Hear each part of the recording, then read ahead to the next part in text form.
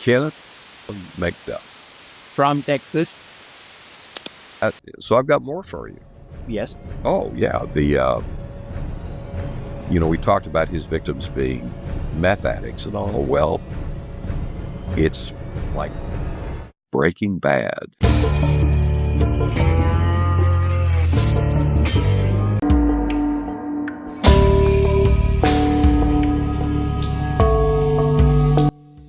Say my name. Heisenberg. You're goddamn right.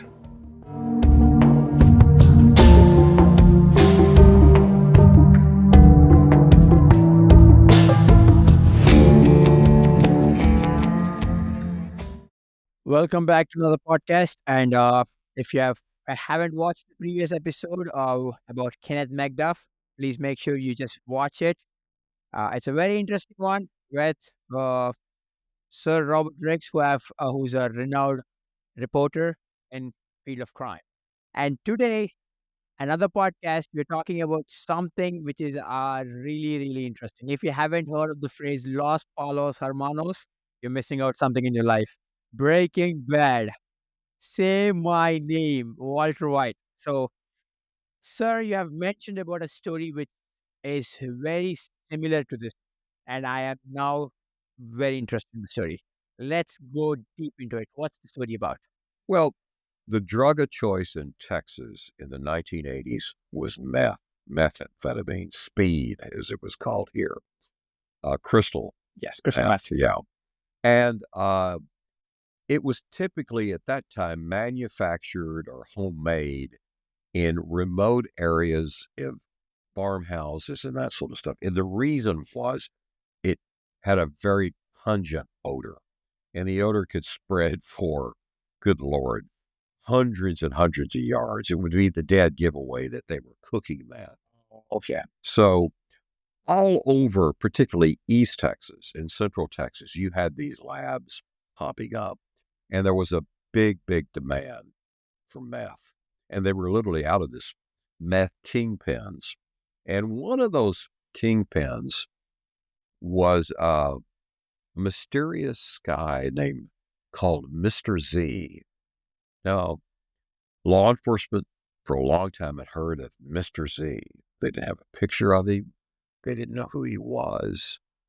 But he must have been quite a cook because everybody wanted his stuff. And it turned out his nickname, Mr. Z, was actually from his car, a Datsun 280Z. And at that time, that little sports car, it was a very, very popular sports car, the Datsun 280Z. And that's what he drove. And it was kind of souped up and everything. And so he became known as Mr. Z. I now see the Breaking Bad reference. A chemistry teacher cooking called Heisenberg. A person who's driving a car that ends with Z being called Mr. Z. And he came on my radar screen as reporting here in Dallas. I had just come here, and there was a call for, and I had some sources that tipped me that near downtown Dallas, at a storage locker where people had, there were these garages and everything you could store stuff. People stored their boats and that sort of thing. That they were going to be raiding these storage lockers that belonged to Mr. Z. And so I got on there to try to, to get the exclusive and the camera crew and everything. And these were the days that the media, you could just be right in the middle of it. Just kind of part of the group. You weren't standing back and all. And so they used bolt cutters and cut the locks off these. Yeah. They were large, warehouse. That was also a time where media used to be enough responsible in writing the stories rather than just using stories to scapegoat something big. Right. As Yeah. things happening right now. Yeah. I mean, being honest about it, oftentimes right now in the media, you often see that a useless story is being promoted as a scapegoat to cover up something that is much bigger happening around. So anyway, we follow men. They're going into search. There's not guns drawn, none of that sort of stuff. They're just, and so we get in there, and there are crates of grenades. What? Yes, You mean it's military grenades? military grenades. Then we get in there are crates of air-to-ground missiles from helicopters in Vietnam that had been used in Vietnam. In the garage of Mr. Z. Yes, in these storage. Storage locker. Yeah, big. They're like garages, and it's packed with weapons and bombs and explosives.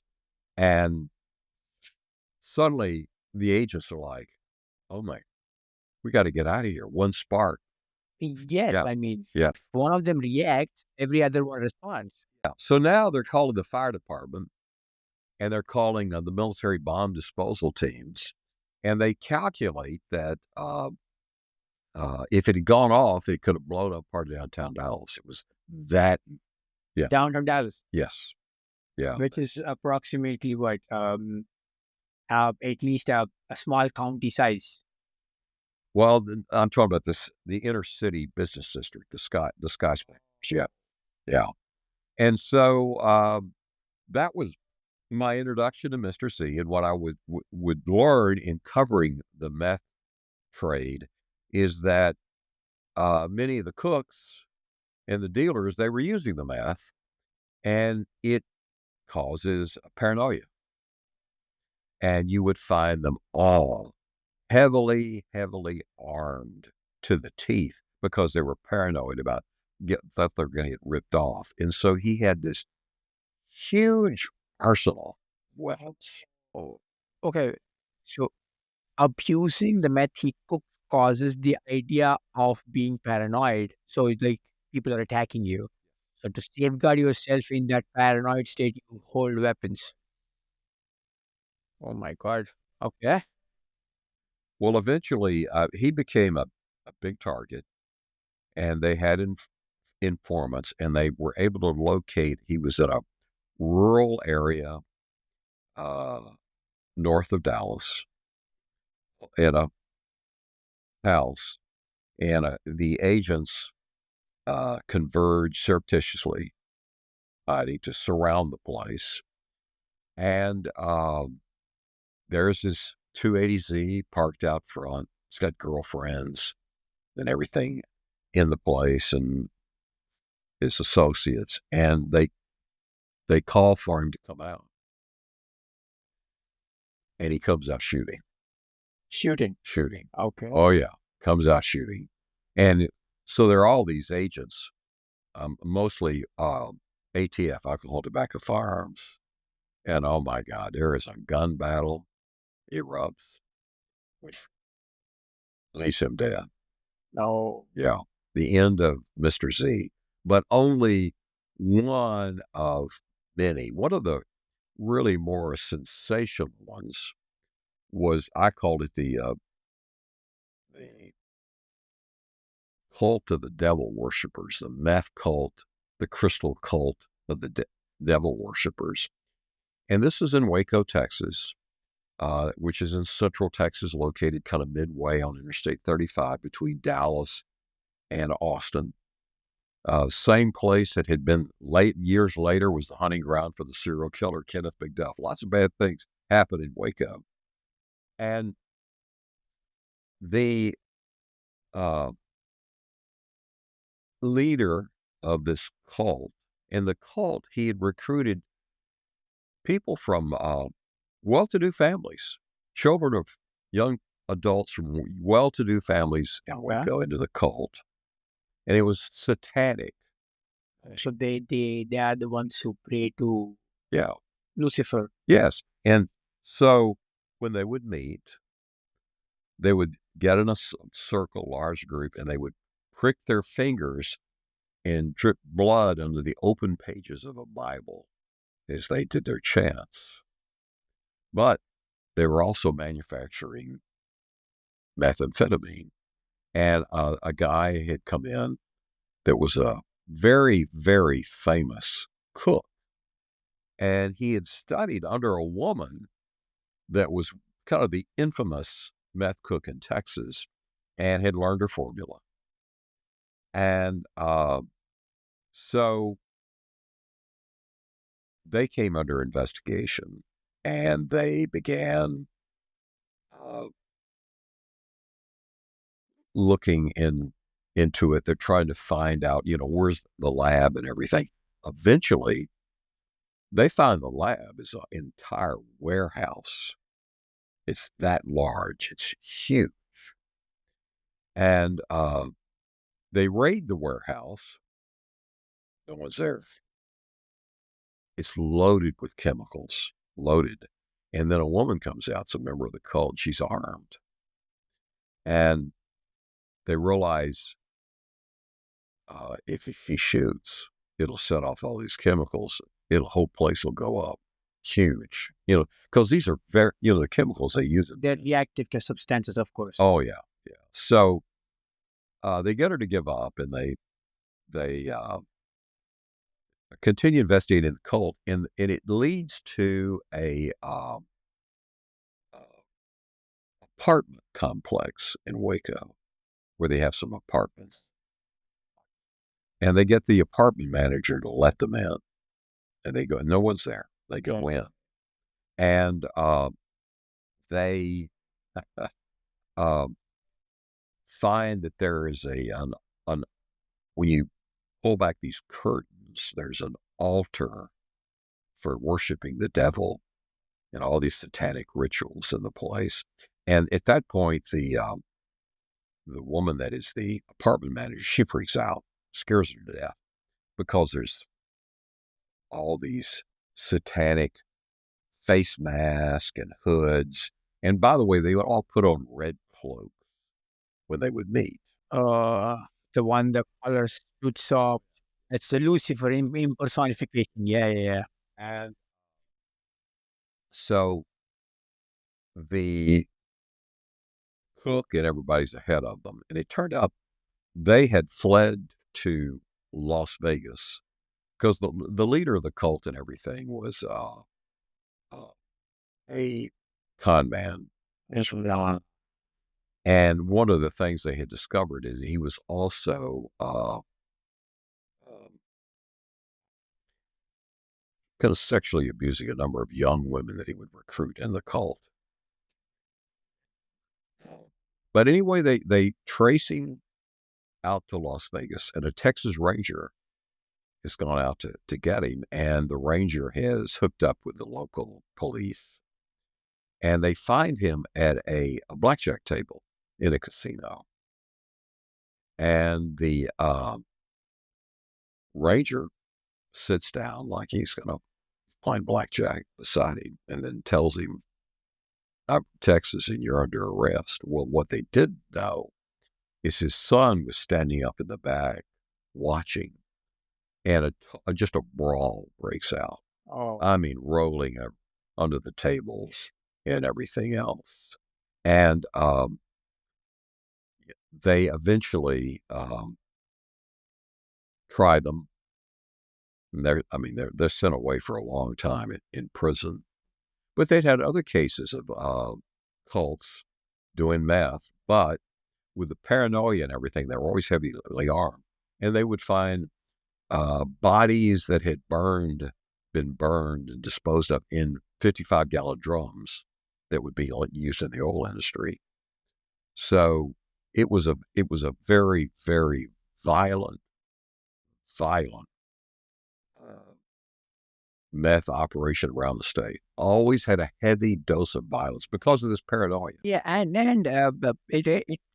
it's really surprising because I have never heard of a cult. I mean, I'm pretty sure we hear these conspiracies of if that ranges from people who trust in these things to Illuminati, the people who pray to Lucifer, who trust the existence of the devil and Satan, and him being the ultimate to provide anything that they want. But I've never thought that these people would actually potentially be someone who can cook meth and cause this level of destruction. And and all these people are based on Texas Waco. Yes. And when they were caught and they were imprisoned, do you know any stories of them in the prison? Like they were still worshiping and preaching this Satan in the prison? No, most of them did federal time. and it's going to be very restrictive. Now, coincidentally, one of the meth kings of Texas was a childhood friend. Of Me. oh my. Yeah. And so I'll give you the history on it. Early years as a child, it was a working class neighborhood, not upscale, nothing like working class neighborhood. A lot of a lot of boys in the neighborhood, and the one guy that was kind of the leader of the pack became the meth king, but I was the runt in the neighborhood, and thus got picked on. And I remember I had a little sandbox about the size of this table in my backyard. It had toys that had, you did bills, stuff and everything. And you could almost set your clock to it. He would come over with the gang and turn it over. No. And do, break the toys and stuff like that. And tough guy, he was probably 5, 6 years older than me. Oh. I was no match, but I'd had it. And my dad had been in World War II. No. And so this is back in the early 50s. And my dad's Army gear in the Pacific was in the garage. And part of that gear was what looks like a small shovel that you call a trenching tool. Can you explain how it looks like? Yeah, it's about this long. And like a shovel? It's like a shovel. Oh. But the blade is a bit bent. Can turn. You can unscrew it and turn it up so it's like this, and you can use it to hit. Okay. As a to flatten, like a pick to dig a foxhole or something, and you can dig it out and stuff. But the blade is extremely sharp. Well, this was in there, and I knew it was about time that the crew would be by to harass me, and I had hit it. And when his name is I'm not going to say his last name just for his family. I've always felt bad for them. Correct. When Mike brings the gang by, I'm waiting, and the moment he's turning it over, I come across and split his head off, and so now he's crying, screaming, covered with blood. My mother comes out, thinks I've killed him. He has to go to the hospital, a lot of stitches and everything. But you know what? I never had another problem. Well, that's for sure, right? Bully the bullies. Absolutely. Now, fast forward many, many years later, I'm working as an investigator on a defense committee in Congress, and I've gone back. I'm visiting my hometown, and I've gone to what we call in those days in Texas a honky tonk, or a bar, a dive. Country western music, loud, a lot of people, a lot of drinking, lots of drunks. It's a rough place, really rough. And not a kind of place I'd usually go, but a friend of mine had business there. He'd been a lineman on a big college football team. Fair. So big guy, big guy, I'm not going to have any problem. I mean, college football teams, of course, I know. Oh, yeah. Yeah. So we're sitting at a table, drinking beers, catching up, talking. And suddenly, my nemesis from all those years ago, who's now 6'5", 6'6", huge, shoulder-length red hair, flaming red hair, is standing at the end of the table with this wild-eyed expression. And I already knew I'd kept up with him. He was known as the most violent meth kingpin in East Texas. Kill you in a minute. Crazy. Everybody's afraid of him. And he shows up and he's standing at the end of the table. And he says to the top of his lungs, "Robert Riggs, you remember when you split my skull open with that shovel?" And the music stopped. The conversation stopped. This massive nightclub went silent. And my buddy, who's the big guy, grabs my leg under the table and says, My God, what have you done to him? Well, we're about to get shot. He's scared to death, going to get shot. And so then I looked back at him and I said, Mike, I hope I'm not going to have to split your head open again here. And people started ducking. They thought it's the gunfire is about to begin. My friend, my brave friend sitting behind me, he's gone down. He's gone down the floor. And then my friend starts laughing. And it was just kind of a crazy laugh and everything. And it was like, I want to buy you a beer and sit down here. Well, my friend he's still sit down. He's whispering, do you know who this is? Yeah. I go, oh yeah, I know who he is. Can flip anytime is what he thinks, yes. So it was interesting because he had a network all over East Texas and everything. He also had this beautiful, beautiful blonde girlfriend that looked like she just in those days walked out the pages of Playboy magazine. Oh, Gorgeous, you know. And as common happens in the drug world, she too was using drugs. okay, fair. As he is. And a rival gang gets to her and pays her off to set him up. Okay. And he was leaving their house. A couple of guys get him with shotguns. So basically, she set him up. She set him up. Yeah. Trapped there and then he's gone. So the meth trade in Texas at the time was really, really violent.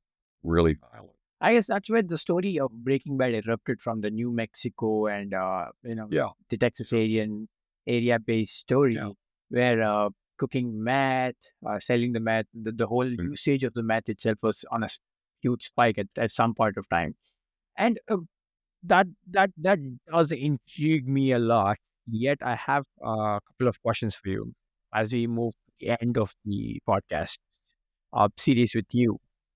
And then after this, we have a episode that comes with a prison warden who is now the vice president of prison museum. We'll talk about the inmate stories. So wait for that. Before that, we'll talk to Sir regarding the meanest and hardest inmates in Texas. So you had experiences that involved some of the dangerous men, some of the people that have a history that would scare people even in their sleep. What was your ideology when you were encountering these people? Like, weren't you ever scared of them? Weren't you had the worry that what will happen to your life, your family, and your personal, at a very personal level? What was your mentality when you're cruising through these kind of things? Well, fortunately, most of the ones I encountered were behind bars, or were in court being prosecuted. And so I wasn't meeting them out on the street. Although, there was, I got to tell this story. When I was investigating corruption in the prisons, Yes. I had found an inmate who was out, who knew a lot about it. And he agreed to meet with me at like midnight near, in Central Texas, near where one of the prisons is located. And he was out on parole. And he was out on parole for murder. He'd been a meth dealer and everything else. And he wanted to meet at this rundown motel. Okay. And so I do the interview, and you hear the nitty gritty of, he gets off telling stories about prison life and murders and hits in the prison. Yes.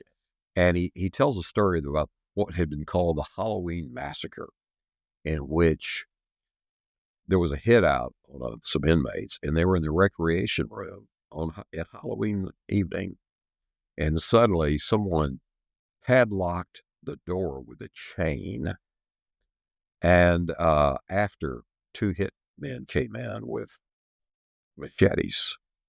Oh. Oh yeah, and he is laughing about. He said, "Yeah, those guys they were trying to crawl on the ceilings to get away from those machetes. And he really is relishing in the experience of the murder of these guys being just hacked to bits. And he's kind of he's laughing about it. And you're like, it's for him, it's like been a gladiator sport. Yeah. So we've heard all these horror stories, and the camera crew are women working with me, and they've gone over there, and I've realized we were going to be so late. We had to get rooms in that motel, and it's a dump. But there was nothing around, and now it's early morning. We're sleep deprived. But I say to him, I said, so Ricky, where you staying? Where are you staying tonight? I'm staying right here in this motel. And we're walking out the door, and my crew is like, What's going to happen to us? oh my God, is he coming our way? I'm like, he didn't know what room you're in. All and Yeah. so, that was the sort of thing. I have a concealed weapon permit, as That's a lot of people in Texas, but I really have never felt that I had. My wife and I there was an attempted home invasion on us, and we were able to fight our way out of it. Oh, Yeah. hey. So, back when I'd worked for the Congressional Committee, I'd had training with the Army and stuff, and really had learned the whole business to fight to the death if something comes about. And that really saved us. Yeah. But otherwise, the one thing that all my time in the prisons doing stuff, and then years ago, well, I was reporting up in New York, and I was the first and probably the last television reporter, allowed to go basically live inside the maximum security prison for juveniles. These are the juvenile killers. Yes. Bad, really bad boys. And my experience from that and there was a period of time I'd been in every maximum security prison in Texas, seen every kind of inmate, you name it, the child molesters, the bank robbers, the every violent offender. The one to worry about are the young ones. The old ones? Young ones, yeah. Young ones on the street. What I learned is that they're impulsive. They,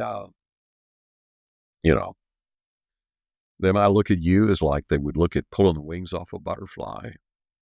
So if you're the target of a street mug or something, you better get it over fast. If you're not armed. Those are the ones that I saw that are the real danger.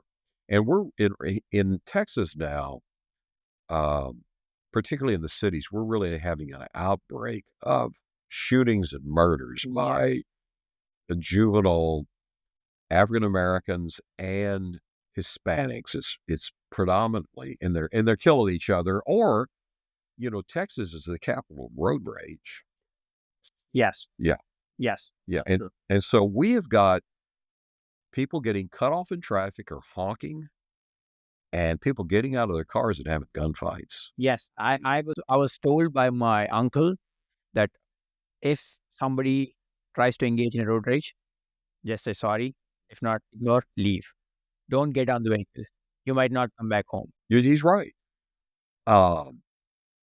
There's something, sometimes I wonder if it's COVID. It's like there's this short-tempered anger out there. And so, there's some incidents happen near here where somebody felt you cut me off in traffic, and just pull up beside him and just fire into the car. Yes, I know that. There are other cases where you cut me off and we both stop and we get out and we have a gunfight. Yes. So basically, psychologically, what happens is whenever road rage has many reasons, but then psychologically, it is that every human, especially men, male creatures are prone to understand the ideology of dominance, that I dominate my own region. And when such kind of thing happens, so driving is not individual, it's a community task. So if I'm Yes. driving, I have to make sure the people around me are safer as well. It's not just me. So in such kind of places, people tend to dominate each other. And especially with, that's the reason why they say this, that a person with a weapon is more dangerous only because a man that loses consciousness when to use it. And in certain cases where he wants to dominate and he has no other option but to use it to assert dominance, that's where this whole ideology comes from. And honestly, this is something that is increasing in Texas and eventually it is spreading around. But, uh, that's the issue, right? People who use this weapon have to be more responsible because that's where, you know, it's not just a liberty to carry a weapon, it's self-defense lately. As you have just mentioned, you never know who you're encountering on the street. Mhm. You have to be ready, you have to be equipped sometimes. And Well, Houston is the capital of the nation for road rage and yes, shootings. Now, part of this is because, Texas is now an open carry state. If you could put a sidearm on your waist and wear it out in the open. you might be carrying the Yeah. there's this gun called MP-1522. Yeah. Yeah. You can just hang it on your body and Oh, yeah. hang it around. Now, I've always thought that's a bad mistake because somebody's can see it and come take it away from you. I don't want them to know I'm armed. That's true. But, uh, I did a case where it was a young couple, newlyweds. Both were working a late shift at night. They're driving on the freeway, and some guy kind of cut him off, and he flipped him off. The young couple, Oh, the male flipped him off. oh, Guy comes back up beside him, fires into the car, kills his both of wife, them. Yeah. and Oh, and never been caught, never identified. It was late at night, no witnesses. exactly. Yeah. So there's this whole thing. You disrespected me. Exactly. Yeah. That's the part. Yeah. And with this, these are not normal cases. Listening and covering and living with these cold cases. Mhm. How cold have you become is what according to you? Like how now if somebody comes and tells you a crime story, do you still feel the empathy as you used to feel maybe 20, 30 or 40 years back as a kid that, oh, did this happen? Does this astonishment still exist in you, or you're just overwhelmed and now for it's just another case for you? Well, one thing that happens to reporters is we kind of turn it off. You can only take in so much, and so it's sort of you go on neutral. You Yeah. kind of put up a shield, and and police officers do that too. You see it in the military from combat. Same sort of You just grow old with them that they don't really, you learn the tactic of not taking them too deep into your thoughts. yeah, yeah. And, so I'll give you an example. For years I'd covered bad things Yes. and death and bodies and everything else. And I had done Gulf War, the first Gulf War, and then in 2003 I was embedded for CBS, Rapid Lead Unit. And since you're embedded and you start early, you really know everybody in that unit. Yes. And in the past, you could have been covering a war, and there's a soldier dead. You don't know who they are. You have no deal. It's just another kind of fact thing. But this unit suffered the first casualties, and we knew everybody. We'd been living with them. And then it got to you because you knew them, and so that whole reporter detachment and all that has protected you is not there protecting you. Yeah. And maybe a personal question, you can dodge it if you want, but how, let's you hear somebody is passed away now, does it still affect you, or you're even grown from that? This happens to police officers often. I have spoken to a couple from back home.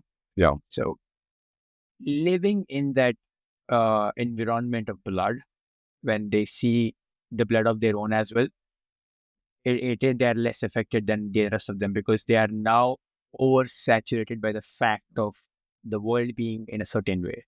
So I just want to know your opinion on that. Like, how did that affect you as a person? Oh, I think there's a callousness, that you have put up. I don't know that's good for you. Because my friends thought that after I came back from Iraq, they thought I had some PTSD. Yeah. I'm just sort of ignoring it. That you start to, things start to less bother you because you have seen something Yeah. that will create a stronger in you. Now that I'll tell you, I had an interesting experience. I was asked to come speak to this large group, business group, big audience.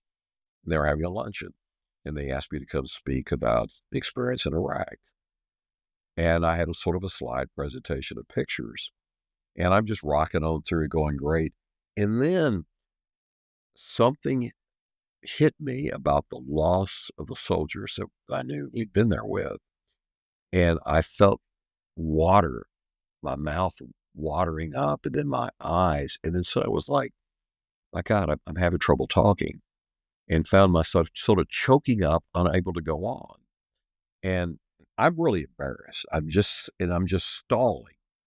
And then back in the back of the room, this older man stands up and said, uh, ladies and gentlemen, some of you know it here. I'm retired Colonel such and such of the U.S. Army and fought in Vietnam. And I want to tell you, I know exactly what he's thinking, because in these moments, I think it. And he started choking up. And then the entire room started tearing up and crying. It was just sort of spread over the place. So it can kind of come calling when you least expect it. I know. Yeah. I know what you're talking about.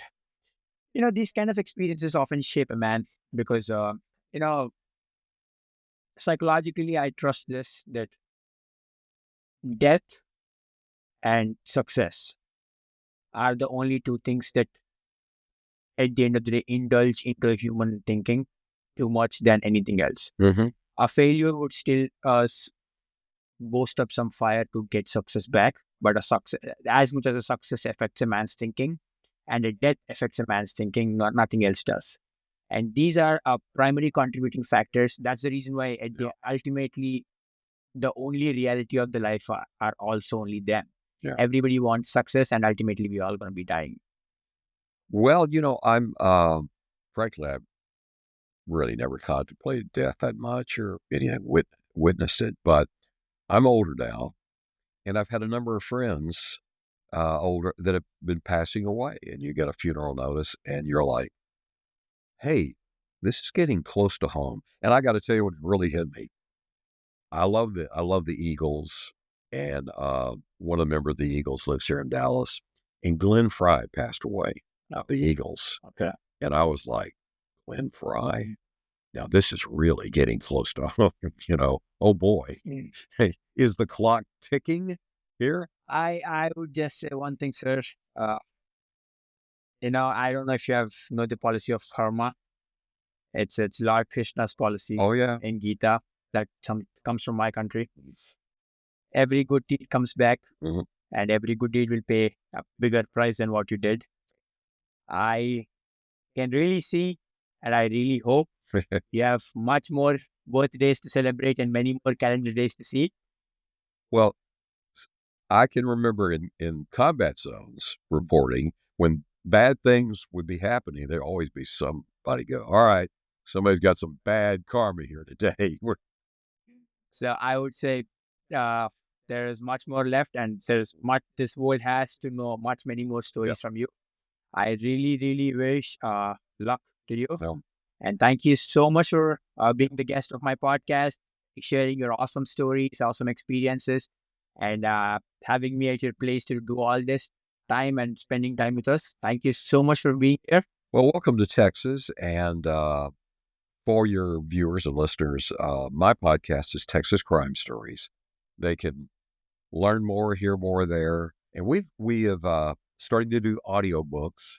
Our first audiobook is out called Texas Crime Stories, Volume 1, Riding Herd on the Lawless. And it's a anthology, 15 chapters, each a different crime here in Texas. Yeah. I'll leave this link in the description of the YouTube channel of Robert Riggs, It is Texas Crime Stories. Texas Crime Stories. And we're on YouTube. I'll leave the link to the description, and please do check it out. It'll be awesome. And thank you so much, sir. Thank It you. was awesome having Enjoyed it. you as a guest. And any suggestion for me? Any what now? Suggestions for me? Suggestion? There's some great barbecue in Austin. We're headed down there. Oh, and great music. Absolutely. On that note, thank you so much for watching, guys. Take care. And that's T.A.K.E Podcast for you.